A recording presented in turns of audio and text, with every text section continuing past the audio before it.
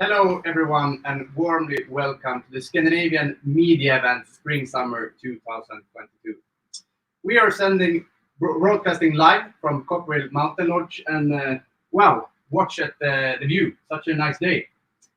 My name is Per Jonsson Elin, and I work for the Scandinavian Outdoor Group as a product manager. And with me here today, I have Sarah. Yeah, I'm working general secretary.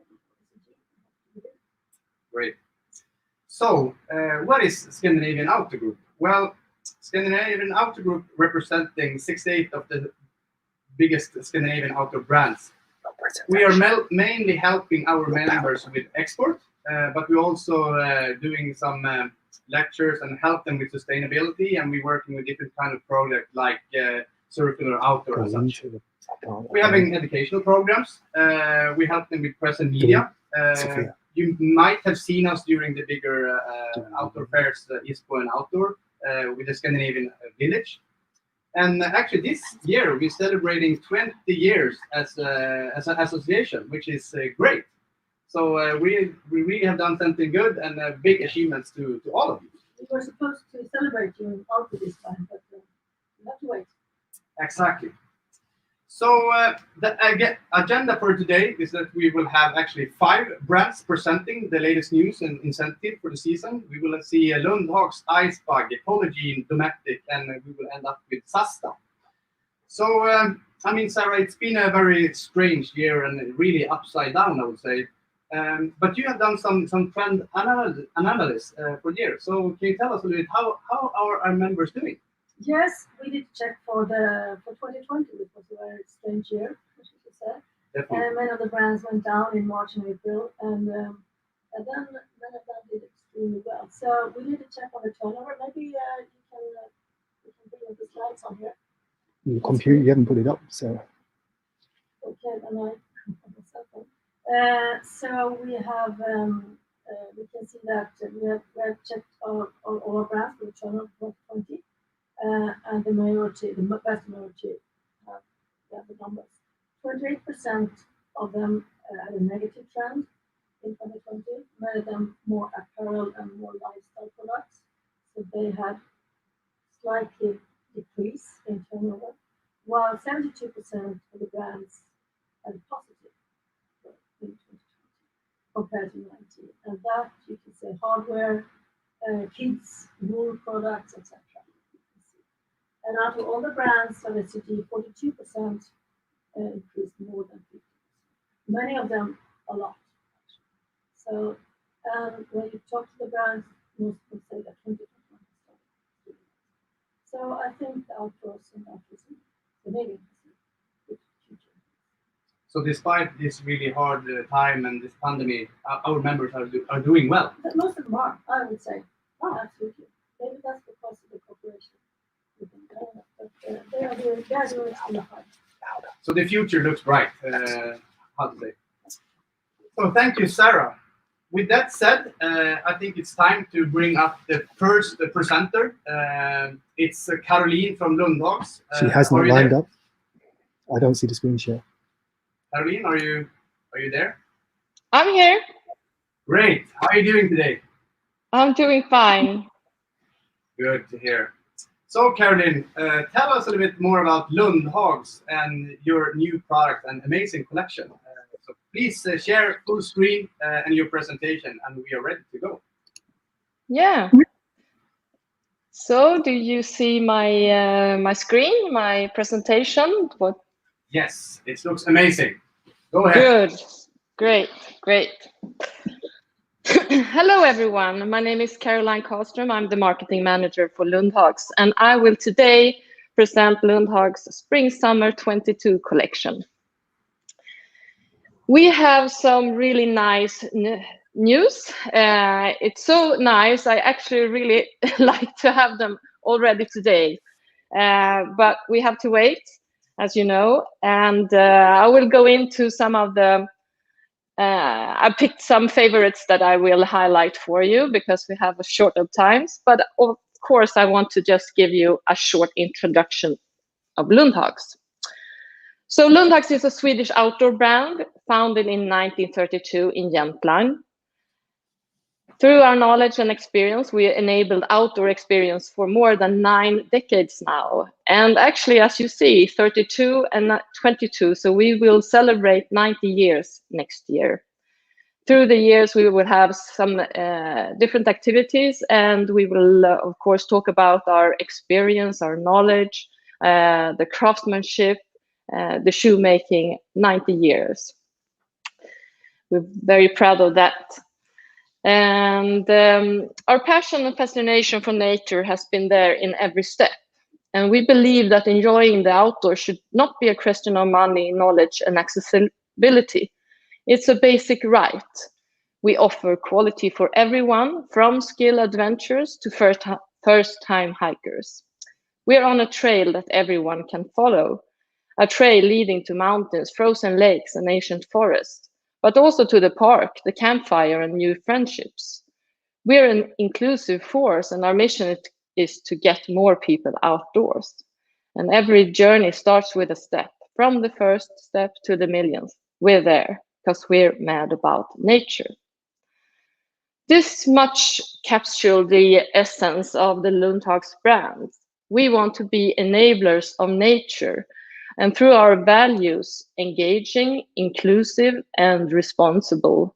This is pretty much what we do through our products, our activities, our events, and all the sustainability work that we do that has followed us from the very beginning. When it comes to sustainability, this is core for values. It's a part of our DNA.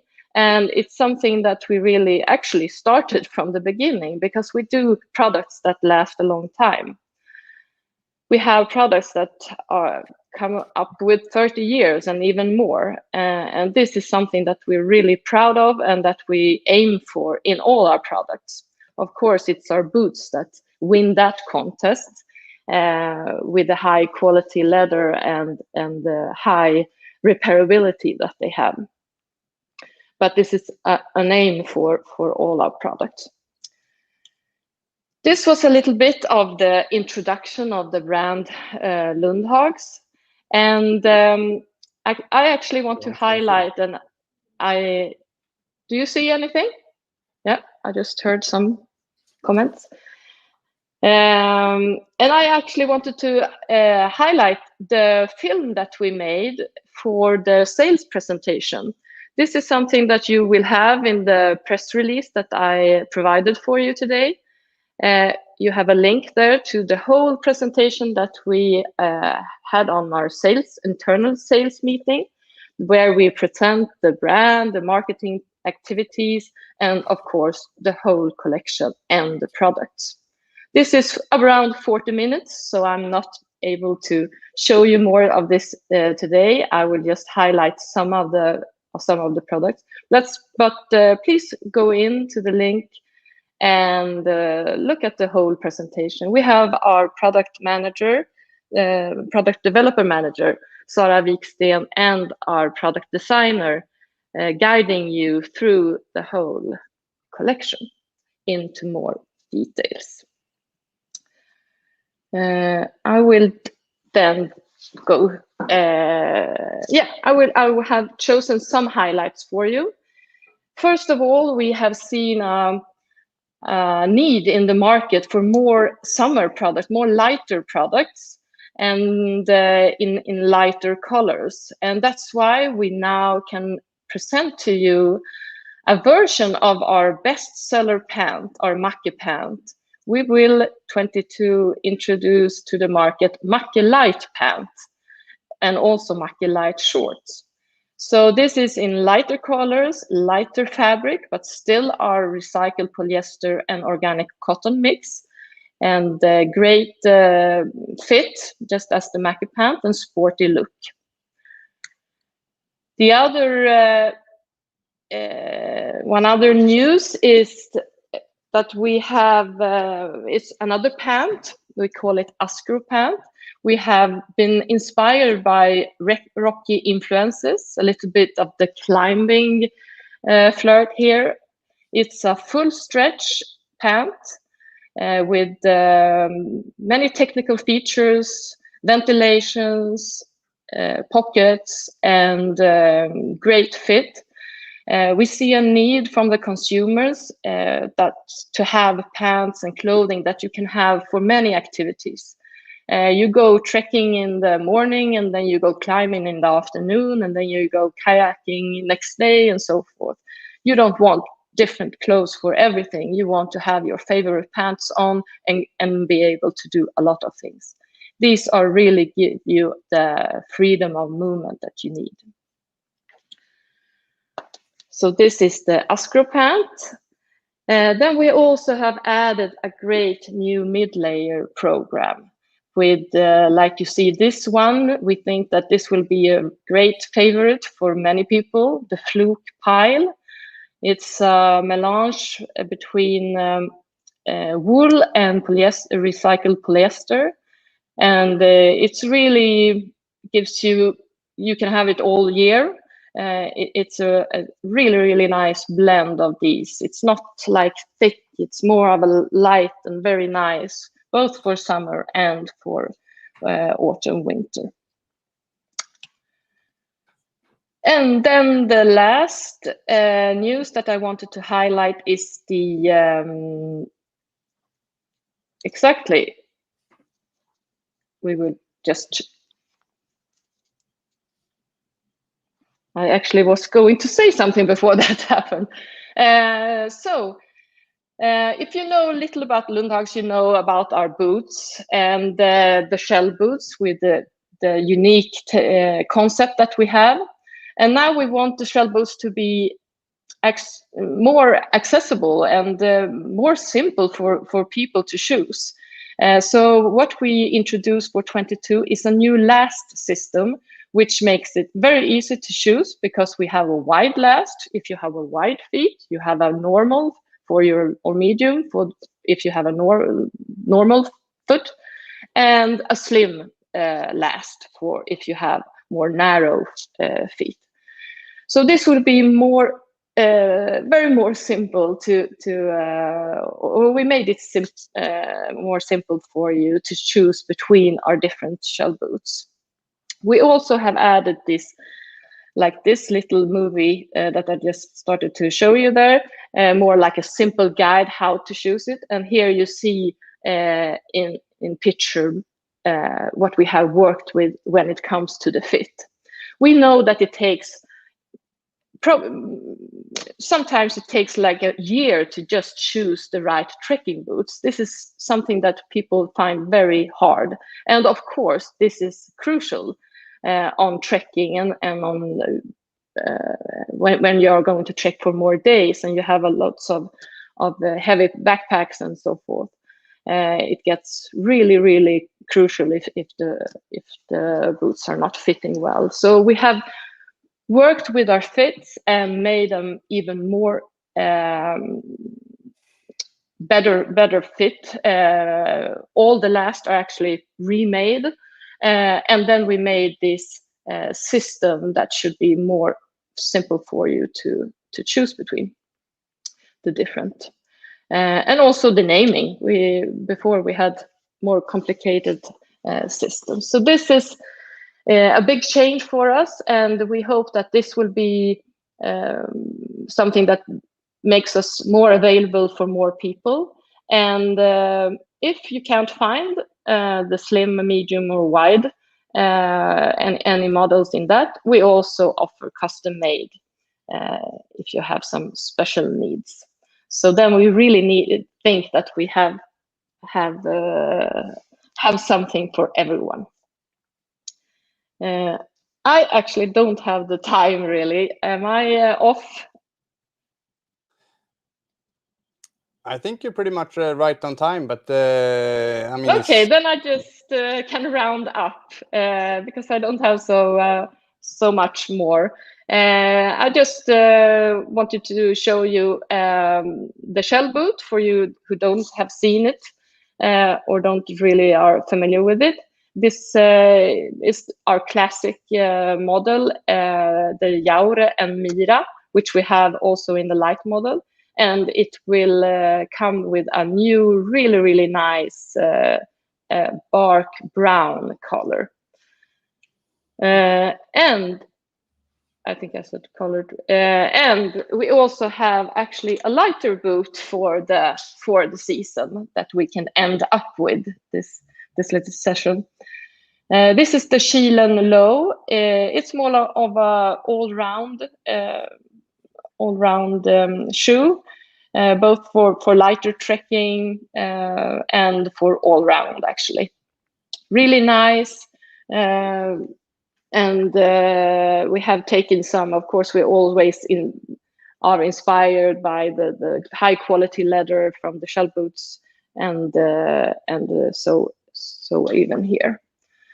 So this was what I had for you today, and I really hope you will get into the press release with the highlights that I have provided for you, and also see the link there to the whole presentation on YouTube.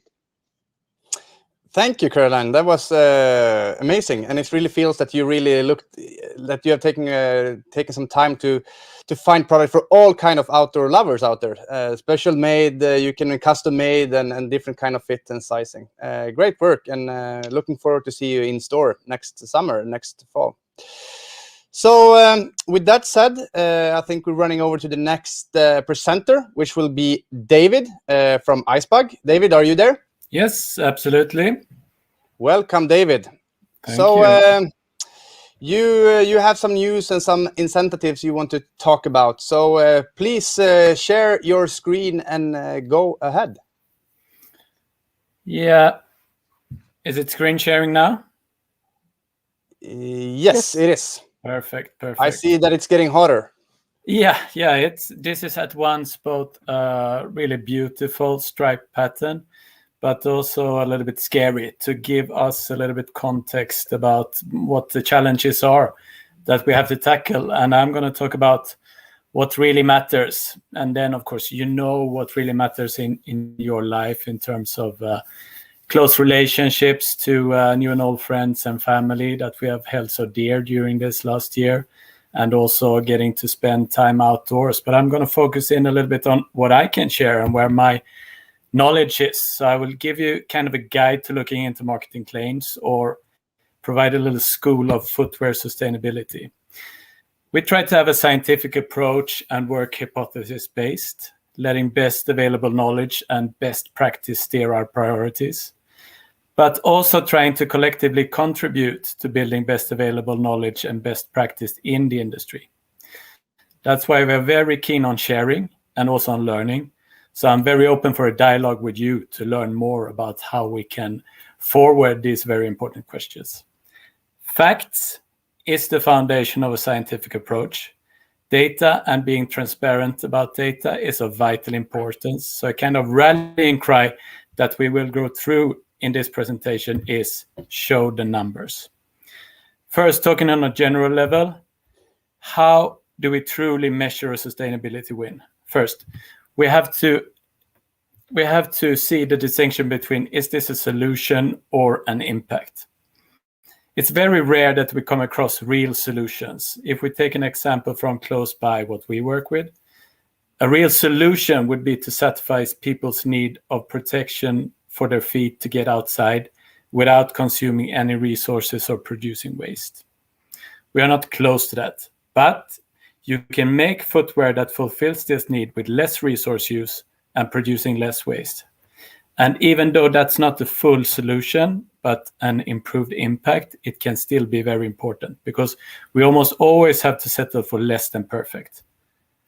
Sustainability wins must be measured by impact, and total impact is what counts. There are two keys to seeing what can be the total impact of a sustainability win. It's replicability and scalability, because volume is really a key here. You have singular impact, then you multiply that with volume, then you get total impact. Also, it can't add consumption or consumes additional resources. So any sustainability trend-driven consumption, even if it's a low impact, will not be a sustainability win. Show the numbers of total impact in this case. At Icebug, we haven't really found any solutions, but we have made headway with improving our impact.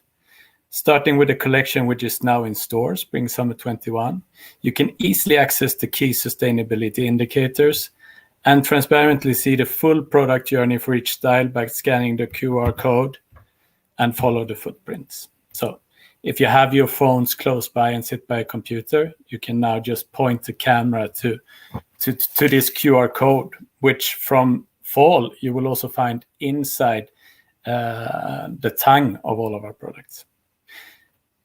When you scan the code and follow the footprints, you'll find carbon footprint, percentage of biomass material, that's weight-based, and percentage of recycled material used. This is our best attempt at measuring what we regard to be the two biggest challenges, not only of Icebug, but of the entire performance footwear industry, phasing out virgin oil as a raw material and taking proper climate action. And taking proper climate action is decreasing emissions, because the footwear industry causes close to 2% of the total world greenhouse gas emissions. And as we could see in the first slide, it's a real problem. But wait a minute.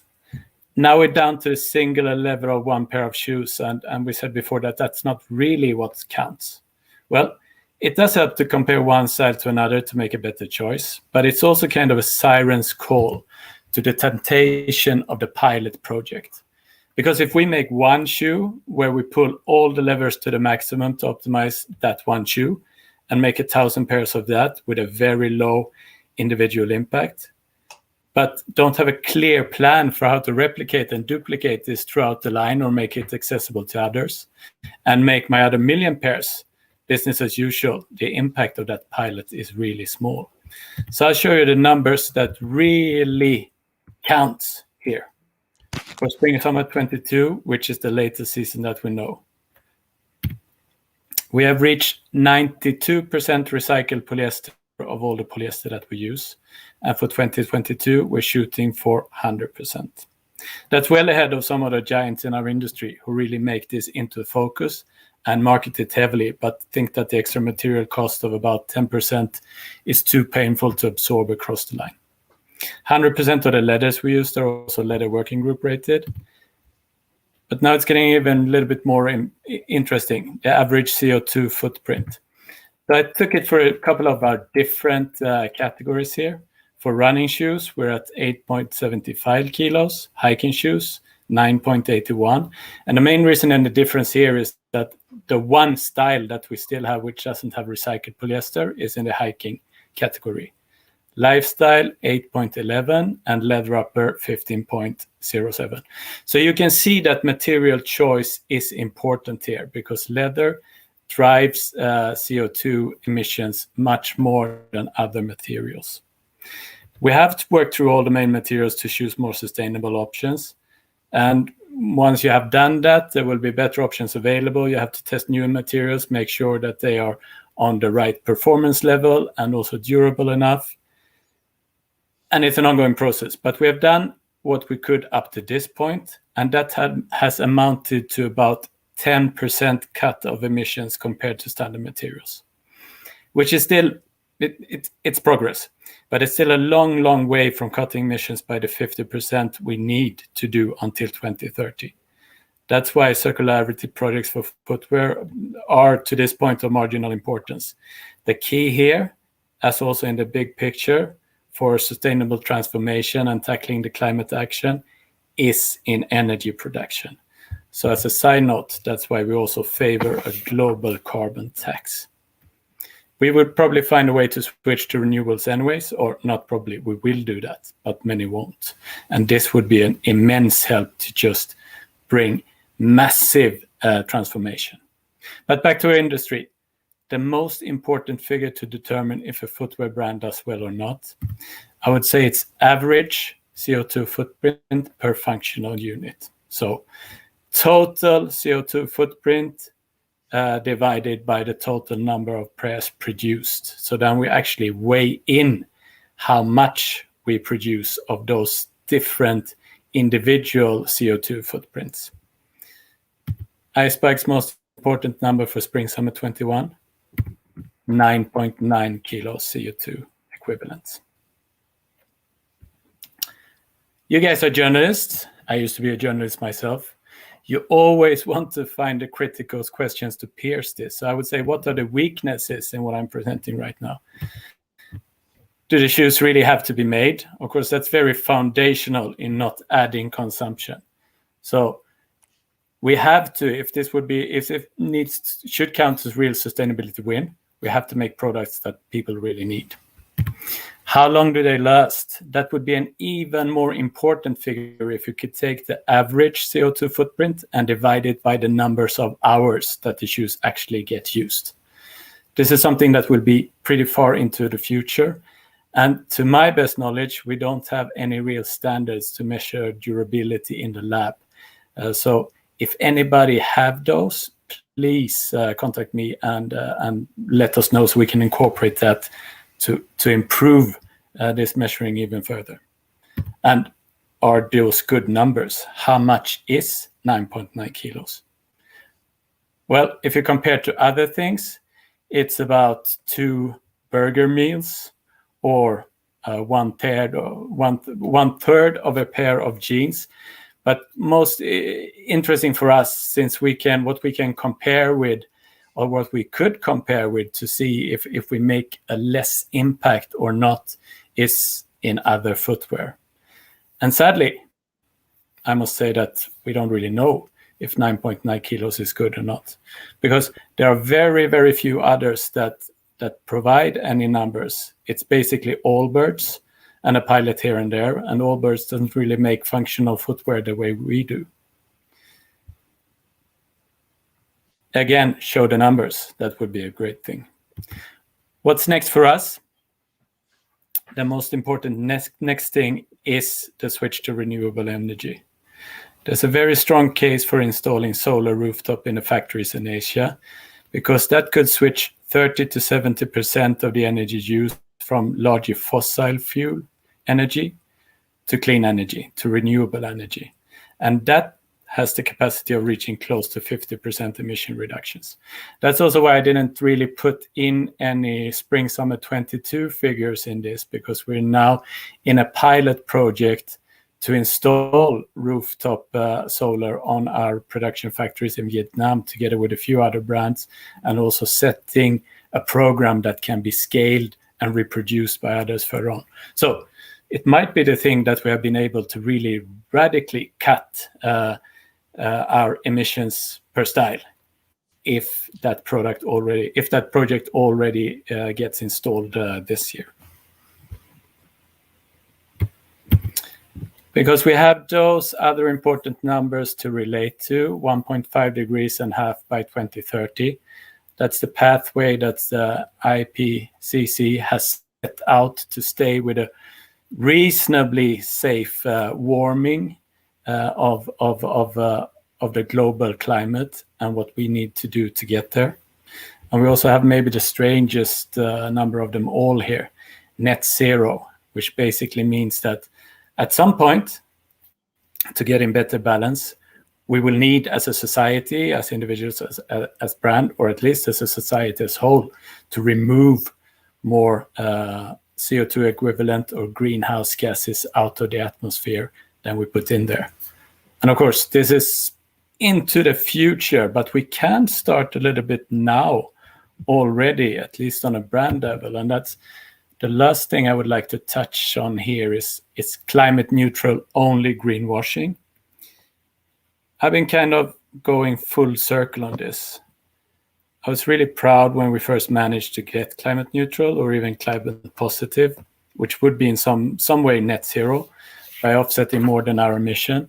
And the last couple of weeks before we made this public, I was really nervous that someone would beat us to it and become first, because, even if sustainability is not an individual race, it really is a team effort. Being first is always fun. But then, when we had accomplished this, I started seeing this as having very little value, because the offsetting part is so cheap that you hardly notice it. We're talking maximum a few cents for a pair of shoes. But it's really not only the offsetting part to be climate neutral. You have a trinity that follows a certain order. Measure your emissions, reduce all you can, and at least in line with this 1.5 degrees pathway, halving by 2030, and then half again by each 10 years and reaching net zero 2050. And then what's remaining, you offset.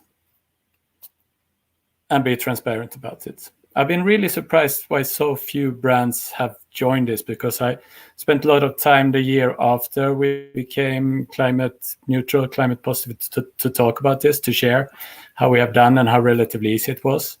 And I expected a lot to jump aboard, but they haven't. So I've been thinking a little bit why that didn't happen. And the cost is obviously not the thing here. Reduction, I don't think that's the main problem either, because we all have to get on this pathway. And if many of us do it at the same time, we, for example, produce in factories where a lot of our colleagues produce. So if they get renewable energy, there will happen reductions automatically. But I think that the fact actually is that very few so far have measured properly. So these are the questions I would like to send you guys to use to pierce into this and become a little bit, a little bit of friction when business as usual is too smooth, while it's at the same time a disaster. What's your total emissions? How much have you reduced? What do you do with the rest? Show the numbers. So far, we've been talking almost exclusively by sustainability data, and the transparency of that is of vital importance. But of course, if you want to assess a brand's true commitment to a sustainable transformation, a way you can also follow other numbers, which is the money. How much are you willing to spend in changing materials that are a little bit more expensive, or doing other things that help the transformation? So we have committed to 1% for the planet, which means that we give 1% of our total sales to environmental nonprofits.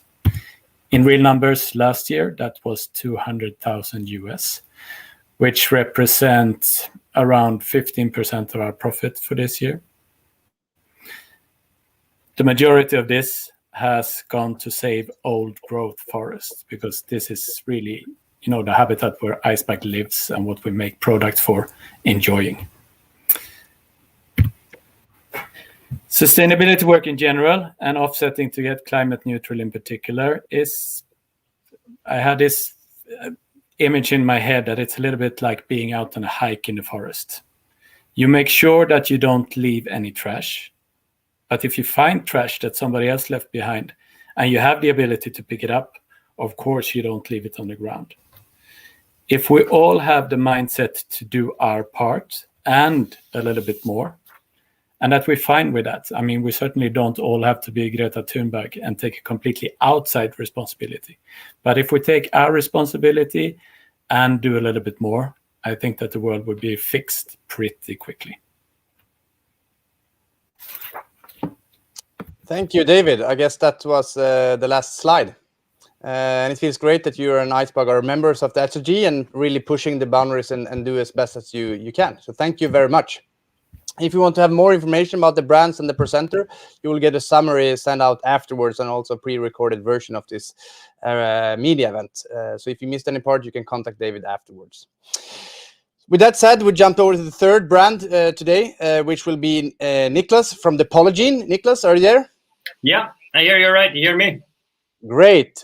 So, Niklas, during the next 7 minutes, you tell us about your latest news and incentive from Polygiene. What's up there? All right. I appreciate it. Thanks for the opportunity, Per and Sarah and SOG, and for all of you media joining us today. We're psyched to be here and appreciate your time and support. As Per said, I'll go through and just give you a nice little overview of Polygiene, but then also we're really psyched to introduce a couple new partnerships that we have launching now for summer 2021. For us, what gets us up and gets us motivated in the morning is working with great partners in providing and enhancing the user experience. For us at Polygiene, it's about keeping product fresh and clean, and that in turn is going to enhance the user experience for the end consumer, whether it's a backpack, a pair of shoes, apparel. That for us is what really drives us, gets us excited, and really motivates us to work with the brand partners that we have to create the best products that are out there, and that you and I are both using when we're out there hiking or even going to traveling to the office or commuting with our kids to school. Niklas, yes, before sir. you continue, the volume on your computer is a little bit high. It's going around. So I don't know if you have YouTube in the background or something that watching the show. Try to turn off all the volumes on your computer because it goes around.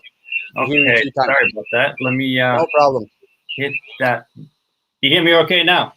Now, perfect. Okay. Fortunately, I don't hear you, but we'll carry on. And so here, let me just pull that video back up then.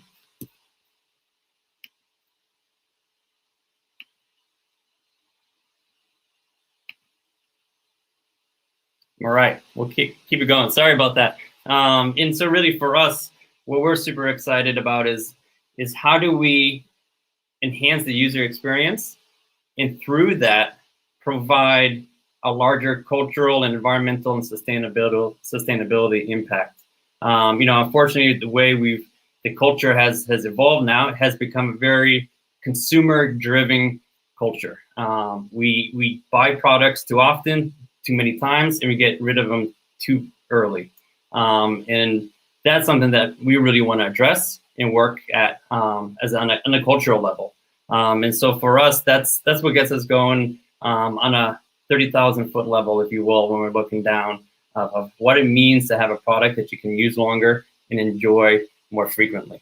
One thing that you can maybe look at personally, I don't know if anyone has had this experience when you have a favorite pair of shoes or a pair of backpacks, something that you don't wash too often, or even if you do, that gets that permafunk that you just can't get rid of. And there's nothing more depressing, at least personally, because the gear and the apparel that we have, they all have stories, right? They have a personal connection to us when we're, it can reflect on this backpack that you had a great trip in the Andes, or, you go skiing with your favorite pair of ski boots. But if they stink and you just can't use them anymore because the smell is overbearing, it's really depressing when you have to get rid of that because of that smell. And so that's something for us that we want to hone in on here. We have a great launch that just happened now with Matt Connors and Gregory. And for them, this is, I'm sure you recognize the brand as one of the leaders, the leader in the outdoor industry for backpacks. And something that, they had an issue. They do some really serious product testing with their gear. For example, the Appalachian Trail, which is along the East Coast from Georgia up to Maine, the East Coast of the United States. If you do it in one shot, about 3 to 4 or 5 months is what it takes. And you're really going and really putting the gear through the paces at that point. And these product testers would come back to the team at Gregory and say, hey, this, have some updates for the backpack. But you know what? I just literally can't use this backpack anymore because it smells so bad. And that is such a depressing point as a product designer, because now you have this great backpack. So the backpack is certainly wearable again, hasn't worn out, everything fits right, holds up really well.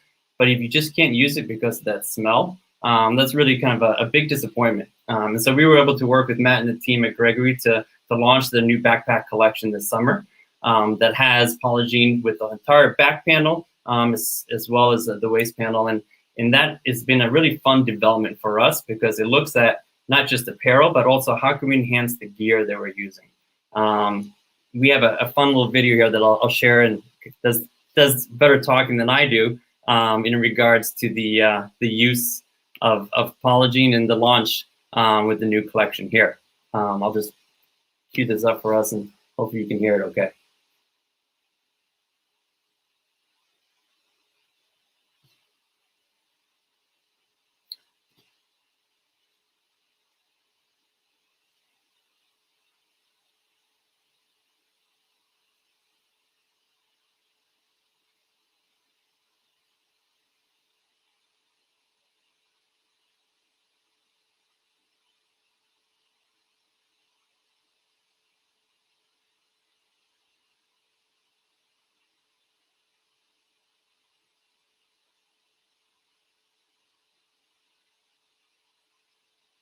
And this, we're just describing a little bit of how it actually performs on the product itself.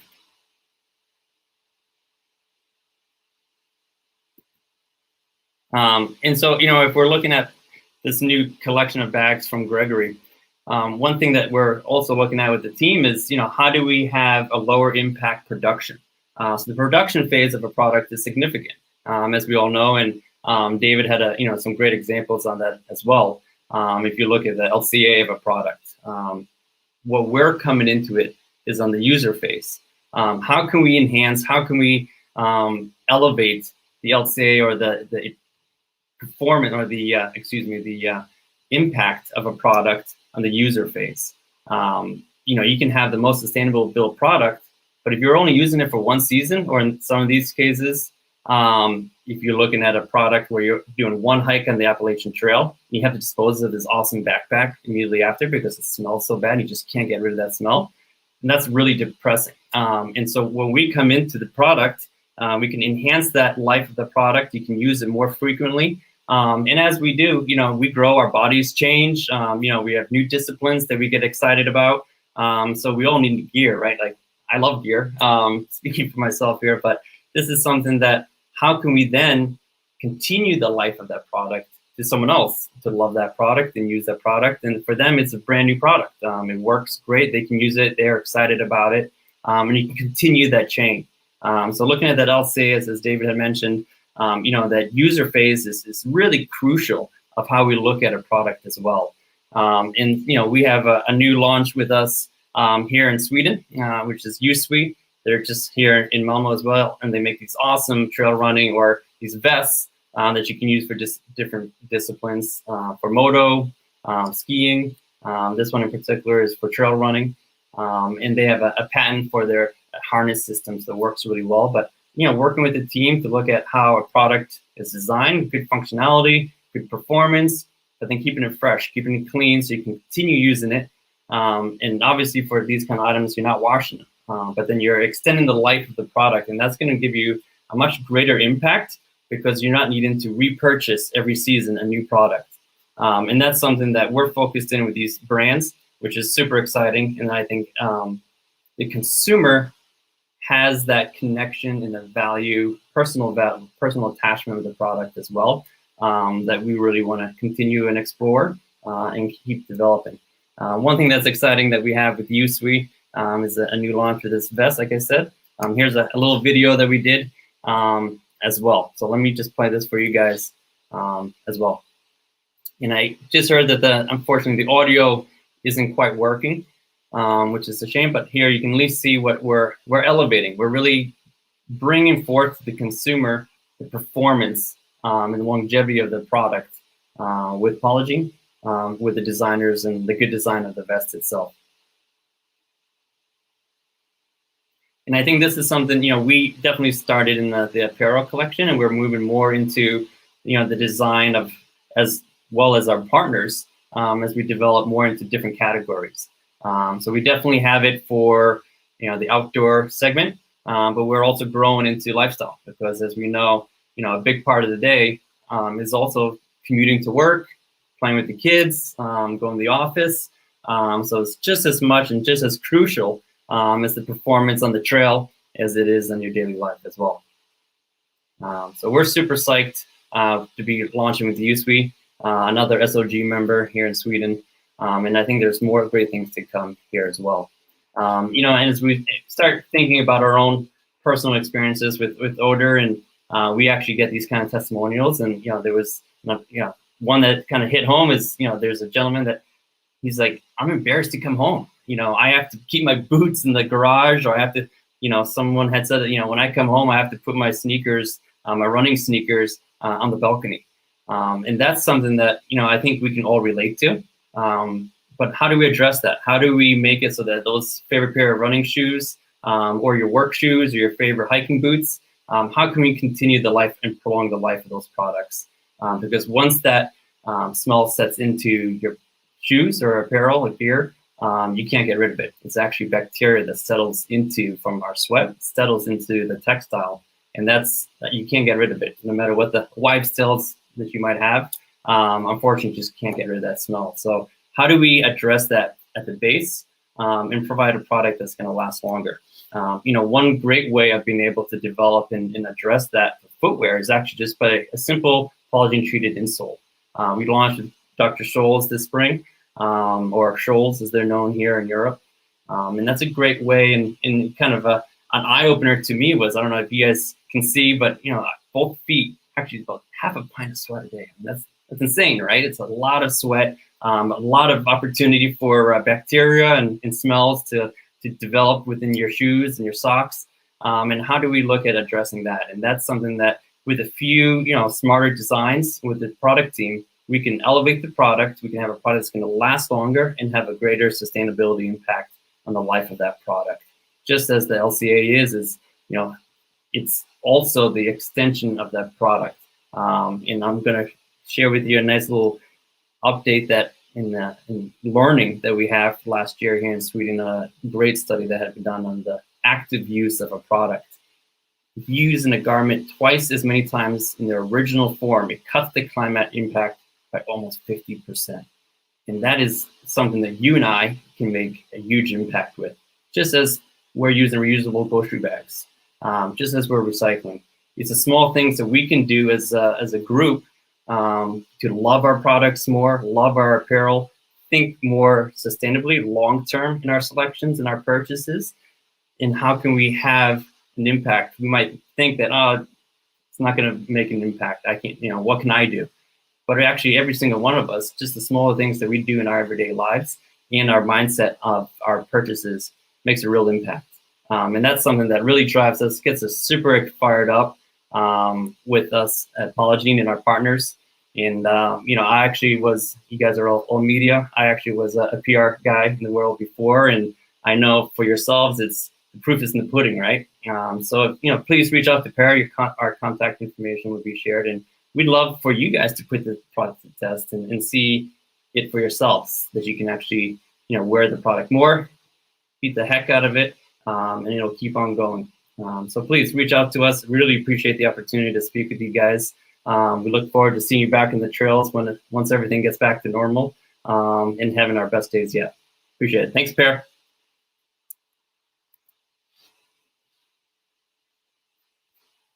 And all kind of that I really recognize myself, at least. Thank you, Niklas. Next out is actually two guys from Dometic. Are you there, Rasmus and Samuel?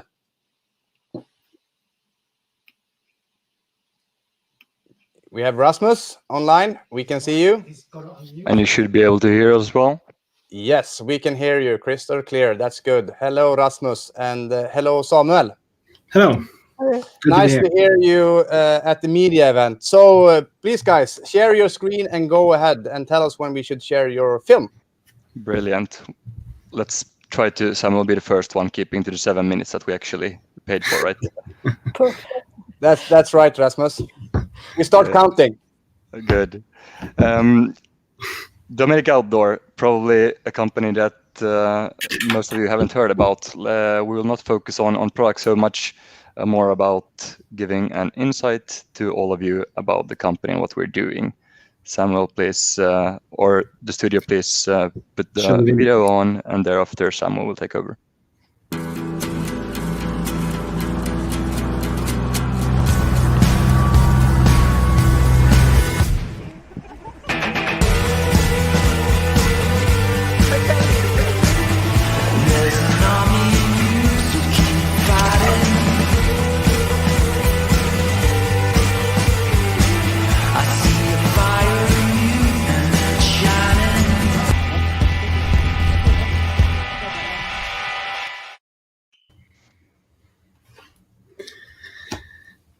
Thank you. So we can take the first slide. If you can share Rasmus' screen. So this image that you see in front of you now, this image is 100 years old. This is 1921. And the roots of Dometic goes back to when modern refrigeration was created.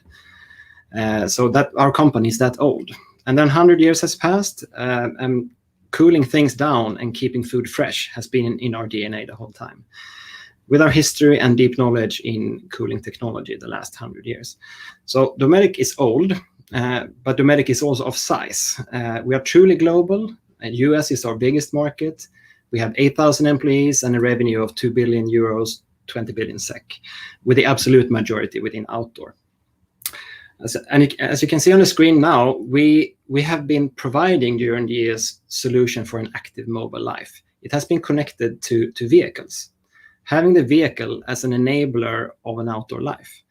The main part of that being RVs, as you see, recreational vehicles, meaning caravans, motorhomes, trucks. And we have been solving the essential needs in categories like mobile cooling, cooking, inside climate, shelter, and power solutions. So keeping food and drinks cold, providing fresh and healthy food, even if you're on remote locations, enjoying outdoor life. Better climate, better sleep, more power, and solar solutions bring comfort to the outdoor. We have also been growing and widening the scope via acquisitions, going from RV and growing into, for example, tents and shelters, but also to marine and boats as another vehicle, as works as an enabler of giving accessibility to the outdoor life just by using another type of vehicle. And now recently, Dometic has also been growing into, for example, solar solutions, but also to roof racks and transport solutions via the acquisitions of Frontrunner Outfitters. We have also developed a number of other product categories, drinkware, as you can see here now, active and passive coolers, as in the video, battery power solutions, innovative tent solutions using inflatable airframe technology, all in order to make outdoor life more accessible and a bit more comfortable.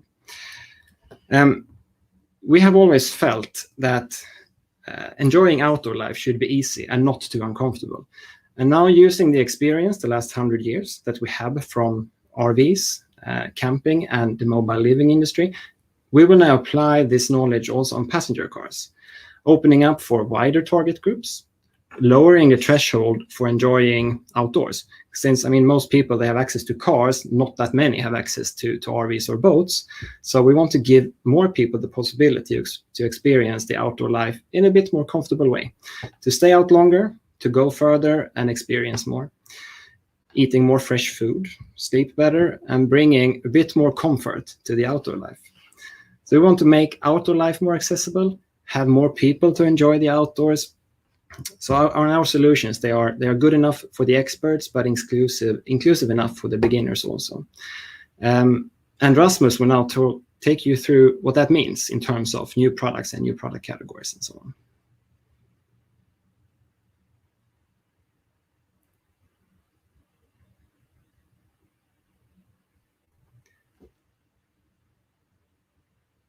We can't hear you, Rasmus.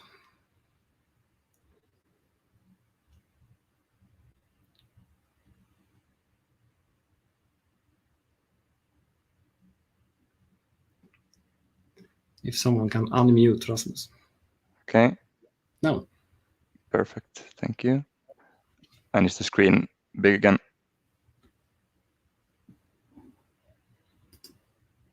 Everything looks okay? Yep. Good.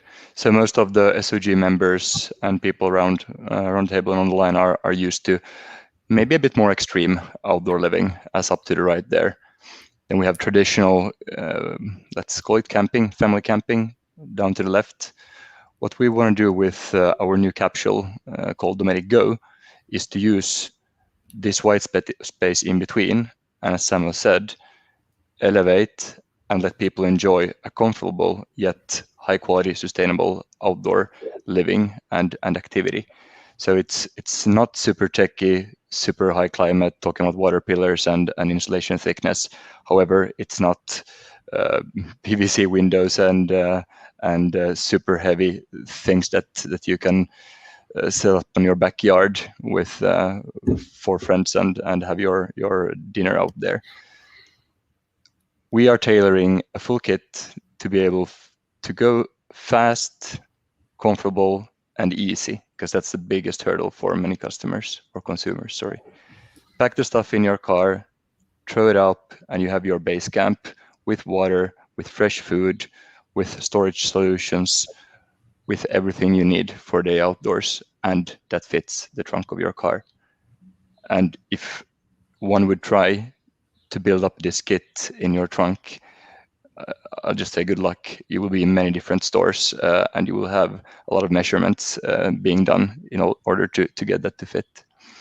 So we have a full range called Dometic Go, enabling persons with normal cars to fast pick up their stuff, drive away to the outdoor space, and set up a fantastic, comfortable camp and enjoying good food, good drinks in a great, comfortable way with friends and family. That's a concept in its essence. Thank you all for listening in, and I hope we didn't go too many seconds over 7 minutes. Actually, 3 seconds over. Thank you. You did great, Rasmus and Samuel. As for myself, as going for vacation next week on my motorhome, I really get inspired to see your pictures and almost jealous of your product. It looks amazing, and I think you have something really good going on. So thank you both, Rasmus and Samuel, and I'm sure we will see more of your products around in the coming years. We promise. Thank you, Per. Thank you, Sarah. Thank you. Thank you. So yesterday, Sarah, was another big day because yesterday we announced the winner of the Scandinavian Outdoor Award. Can you tell me a little bit what was going on yesterday? Yes, we did. We had the award ceremony for Scandinavian Outdoor Award for Spring/Summer 22 products. We've done the award since 2005, mostly winter and summer. And we have a jury that usually meet in Austria before the big trade shows, but this time we did it online, and the jury members had to try the gear at their home. And it was a logistic challenge, and then we had lots of discussions online. So the winners, I should present them shortly. So let's see, Darren, if we can have the picture of the winners.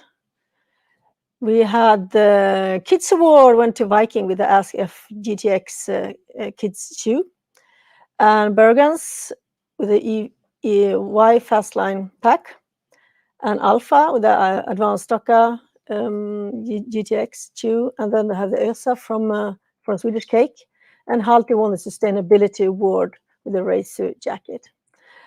So we had some winners. You can see more of them on ScandinavianOutdoorAward.com.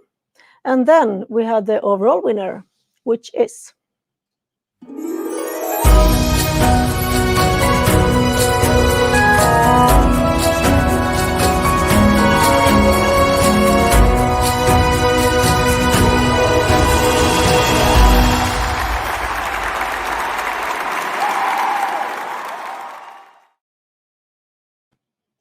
Congratulations to Sasta. And if you want to have more information about the Scandinavian Outdoor Award, you can visit the page. You can also download the press kit that we have in our press room from our site, ScandinavianOutdoorGroup.com. With us today, we actually have the overall winner, Sasta and Juha. Juha, are you there? I'm here. Can you hear me? Hyvä päivä. Moi moi. Moi moi. Moi moi. Yeah, I can't see you because I shared the screen, so I assume you can see me fine. We can see you. That's all fine. So, Juha, tell us a little bit more about Sasta and what's your news from Sasta. Go ahead with the presentation. I will do that. So I'll tell a little bit more about Sasta and how this award ties into what we do and what we stand for. So a little bit of a background on Sasta. So Sasta was founded in 1969 by Urpo Saastamoinen in the picture, who's an avid outdoorsman. And our head office is still in Nurmes, where Sasta was founded. And we always say that we really come from the last true wilderness of Northern Europe. We're really close to the Russian border in northeastern Finland. And sort of the guiding philosophy that Sasta has always had is this saying of respecting nature, which directs our sustainable thinking in design and production, while it also underlines this old Finnish wisdom, outdoorsman's wisdom about equipping yourself properly when heading out into the wilderness. But for you to understand a little bit what wilderness for us is, I have a short video to get you sort of give a visual about it. So let's see.